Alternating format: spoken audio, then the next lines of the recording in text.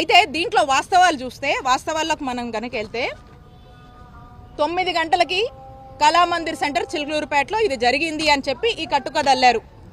దీనికి సాక్షాత్తం ఆధారాలు ఉన్నాయి. ఏమనంటే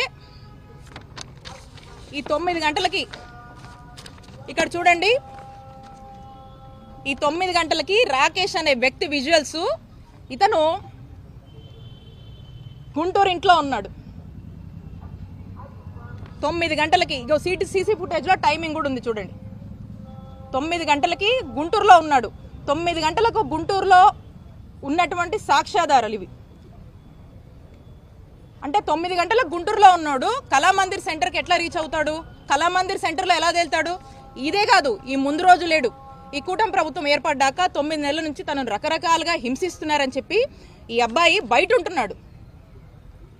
అండ్ ఆ ముందు రోజు కూడా ఆ అబ్బాయి గుంటూరులోనే ఉన్నాడు. పైగా ఆ 2 రోజుల్లో కూడా నేను పాల్గొన్నటువంటి కార్యక్రమంలో, నేను అటెండ్ అయినటువంటి మీటింగ్స్లో మాతో పాటే ఫాలో అయ్యాడు. అలాగే ఇందులో మెన్షన్ చేసినటువంటి మరొకరు ఫణీంద్ర, ఈ ఫణీంద్ర నాగిశెట్టి అనేవాడు 9 అప్పుడు సెలూన్లో హెయిర్ కట్లో ఉన్నాడు. ఇది సెలూన్కి సంబంధించినటువంటి వచ్చినటువంటి ఫుటేజ్. మనకి 9 హెయిర్ కట్లో ఉన్నవాడు, ఫుటేజ్ అవైలబుల్ ఉంది, ఇంత ఎవిడెన్సెస్ ఉన్నాయి. ఎలా కళామందిర్ సెంటర్లో పార్టిసిపేట్ చేస్తారు దీంట్లో? అలాగే ఈ దామిశెట్టి కోటేశ్వర్ అనే అతను హైదరాబాద్లో ఒక ఉద్యోగం ఎత్తుకొని అక్కడే ఉంటున్నాడు. అక్కడ తన ఉద్యోగంలో ఆఫీస్లో ఉన్నాడు. దాని ఎవిడెన్సెస్ కూడా ఉన్నాయి.